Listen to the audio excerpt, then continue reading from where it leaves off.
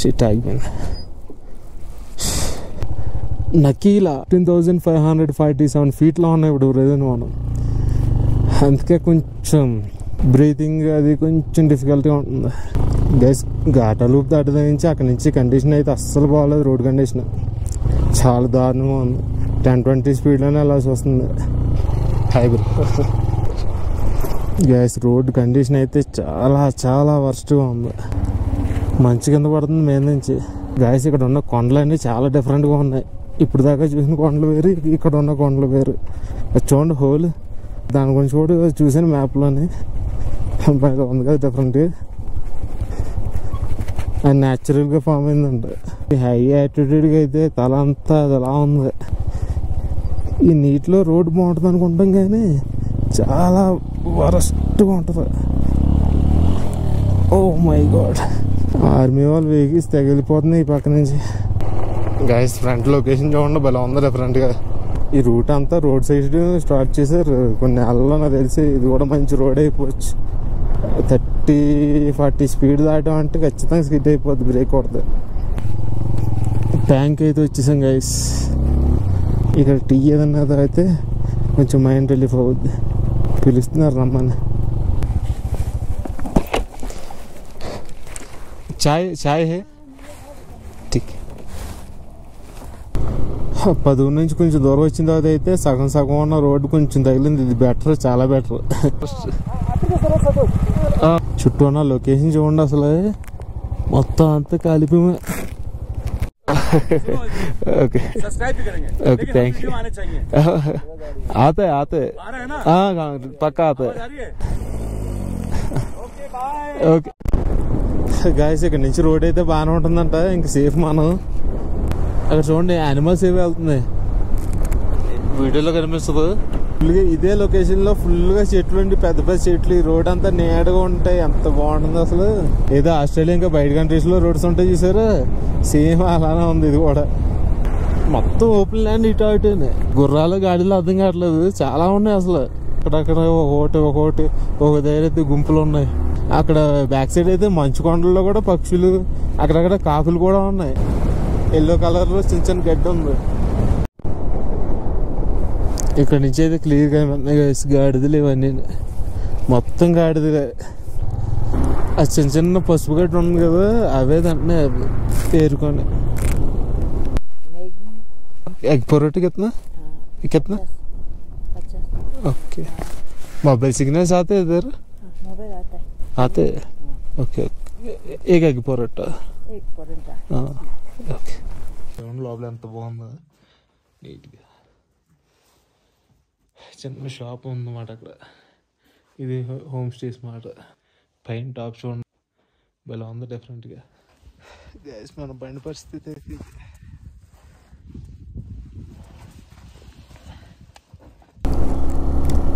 ఈ lorry drivers ఏం చేస్తున్నారంటే బండి కింద రాళ్ళు పెడుతుంటారు కదా, ఏదో పనికి ఆపుతుంటారు. ఆపినప్పుడు ఆ రాళ్ళు పెడుతుంటారు. మళ్ళీ లారీ తీసి వెళ్ళిపోయేటప్పుడు ఆ రాళ్ళు పక్క తోసి వదిలేస్తున్నారు, అంతే, తీసి పక్క పడేయట్లేదు. దానివల్ల అక్కడక్కడక్కడ రాళ్ళు ఉన్నాయి. చూసుకోకుండా అది కానీ బైక్స్కే రిస్క్. అది కానీ బండి కానీ ఎక్కిందంటే అలా గాల్లోకి ఎగిరి అలా పడుతుంది.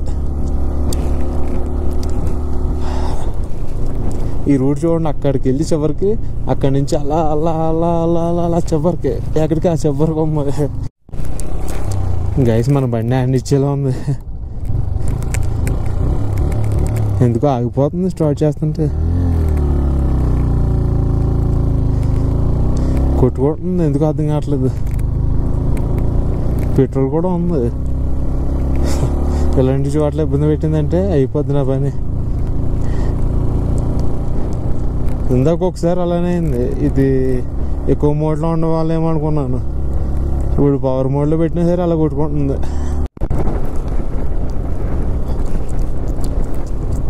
నన్ను భయపెట్టడానికి ఓవర్ యాక్టింగ్ చేసాం అనుకో, ఆ గడ్డను చూసి ఆ గడ్డలో చూసి బస్సు ఎక్కి వెళ్ళిపోతాను. తిన్నంగా లేదాకా ఇబ్బంది పెట్టకుండా తీసుకెళ్ళి అది ఉంది. లేదంటే ఆ గడ్డలోకే పిప్పి అయిపోతాం. మళ్ళీ వార్నింగ్ చూసుకో.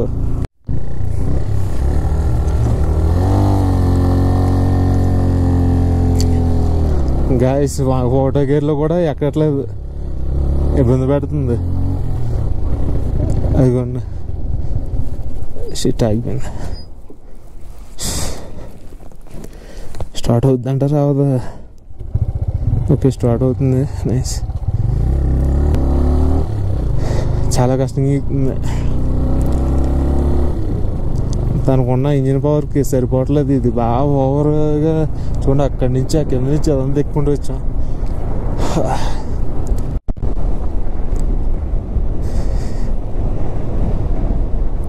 ఇప్పుడు మనం 17,000 ఫీట్ల ఎత్తులో ఉన్నాం.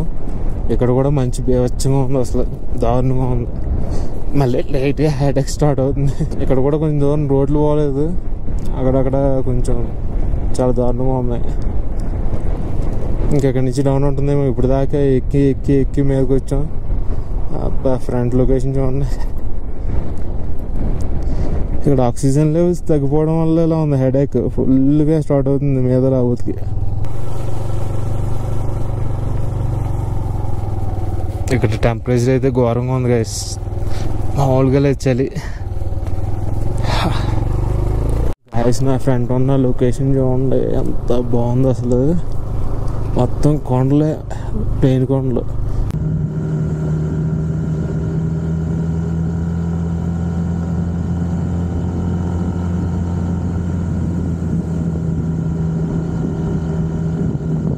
గైస్ ఇక్కడైతే మొత్తం గుర్రాలు ఉన్నాయి.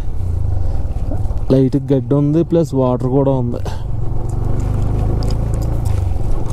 నైస్. లే 89 ఇంకా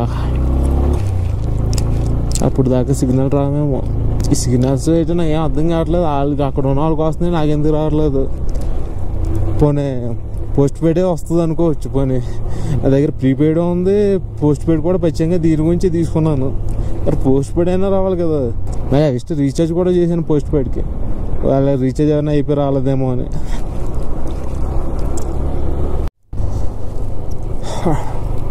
ఇదైతే విలేజ్కి వచ్చాను గైస్, పేరు చూడలేదు కానీ చాలా బాగుంది. మొత్తం రాయలతో కట్టు ఉంది. నైస్.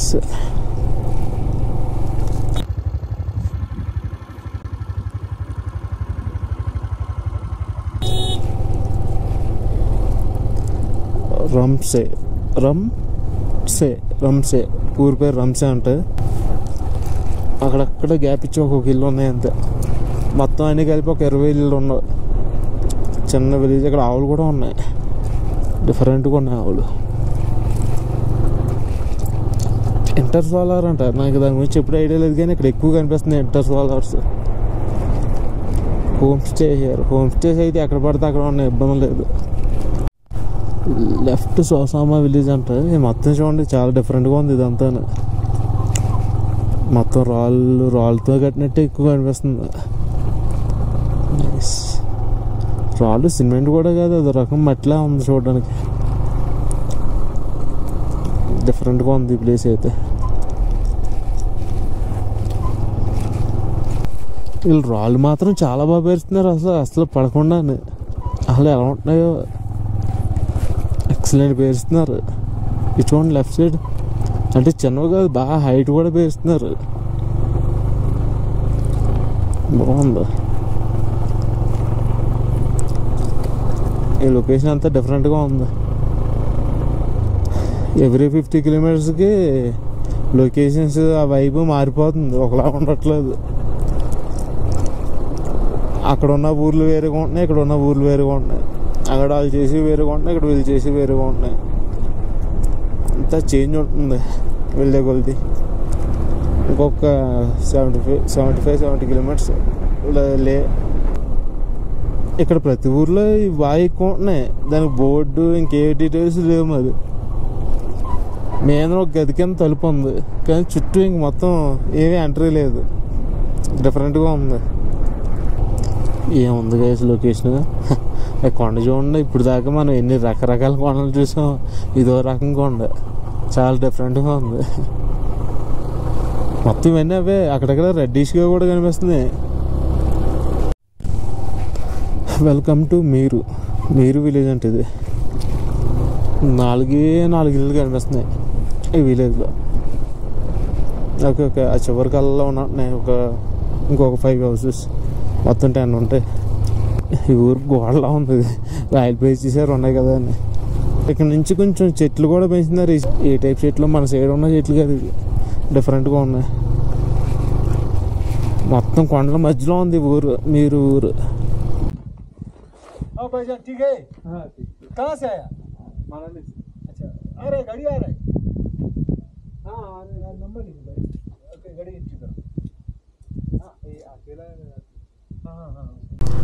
ఉప్షి వచ్చాం ఇప్పుడు. ఇంకా లేక్ వెళ్ళిపోవాలి. Lake 49 km. ఇక్కడ కొంచెం ఫ్రంట్కి వెళ్తే సిగ్నల్ వద్దన్నారు, చూడాలి. కార్గిల్ లెఫ్ట్, లే left, Loma Hanle right. Okay, సుమారు ఒక 100 లారీ లాగా ఉన్నాయి ఇక్కడ. మరి ఎందుకో మరి అంతా లోడ్ బల్లే, అన్ని లారీలే మొత్తం ఈ రోడ్ అంతా. లెఫ్ట్ అంతా మొత్తం మిలిటరీ వాళ్ళకి సంబంధించింది. రకరకాల ఫైర్ గన్స్, మొత్తం రకరకాల మెటీరియల్ అంతా ఉంది. ప్యాసింజర్స్ కూడా ఉన్నాయి. నైస్. స్క్రీన్ అయినా కార్గిల్ లే ఇంకా 26 గైస్. ఇంకొక 26 kilometers రీచ్ అయిపోతాం. లెఫ్ట్ సైడ్ ఒక కొండ మీద మానిస్టర్ కనిపించింది చూడడానికి. ఇక్కడి నుంచి చాలా బాగుంది. లెఫ్ట్ సైడ్ అది కూడా అక్కడ ఇలా ఉంది మానిస్టర్. అది కూడా వెళ్దాం. లదాఖ్ వెళ్ళే రూట్లో చెట్లు అవి చాలా బాగున్నాయి. ఇటు చెట్లు వేసారు. అంటే లదాఖ్ ఇంకా 20 kilometers ముందు ఉన్నాను నేను. లదాఖ్ కూడా మొత్తం ఇలా చెట్లతో ఉంటే ఇలా ఉంటుంది అసలు. గైస్ ఇక్కడ ఎక్కడ చూసినా ఎయిర్టెల్ అని ఉంది, కానీ అసలు జియో కానీ మిగతా ఏవి కనిపించట్లేదు అసలు. అన్నిటి మీద ఎయిర్టెల్. జియో సిగ్నల్స్ ఇప్పుడు ఇంకొక 15 km లదాఖ్ ఇంకా జియో సిగ్నల్స్ రాలేదు అసలు.